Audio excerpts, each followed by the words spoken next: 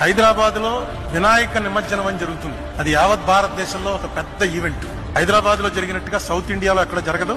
రాజశేఖర రెడ్డి గారు చనిపోయిన 3వ రోజునే ఆ వినాయక నిమజ్జనం సరిగ్గా సెక్రటేరియట్ ఎదురుకుండా హుస్సేన్ సాగర్ లో జరుగుతుంది. ఆ రోజు మొత్తం అన్ని ఆఫీసులు మూసేస్తారు, స్కూల్స్ మూసేస్తారు. పోలీసులకైతే ఆవేళ ఉన్నంత పని సంవత్సరంలో ఎప్పుడూ ఉండదు.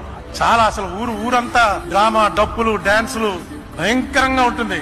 ఏంటి అసలు ప్రతివాడు వాళ్ళ ఇంట్లోంచి వినాయకుడిని తీసుకొచ్చి కలపవలసిందే అనేటువంటి ఒక యుద్ధం జరుగుతున్నట్టుగా ఉంటుంది.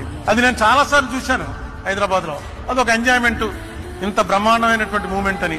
ఆ రోజు బాజా భజంత్రీలు లేవు, బాణసంచాలు లేవు. పిన్ డ్రాప్ సైలెన్స్ లో నిమజ్జనానికి తీసుకొచ్చినటువంటి ప్రతి బండి మీద వినాయక విగ్రహం 40 అడుగులు 50 అడుగులున్న ఖైరతాబాద్ విగ్రహం నుంచి ఎవరో అప్పలకొండ అన్నవాడు తన ఇంట్లో పెట్టుకున్న చిన్న విగ్రహం వరకు అన్ని విగ్రహాలతోటి రాజశేఖర రెడ్డి గారి చనిపోయిన ఫోటో, ఆ ఫోటో పెట్టుకుని వచ్చారు.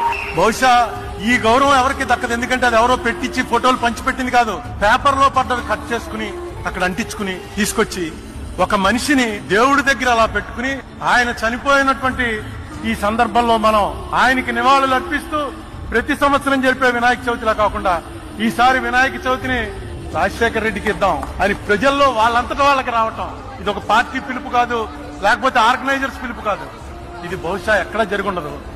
ఆ సంఘటన చూడగానే అనుకున్నాను నేను, రాజశేఖర రెడ్డి అన్నవాడు ఒక మనిషిగా కాదు, దేవుళ్ళో కలిసిపోయాడు.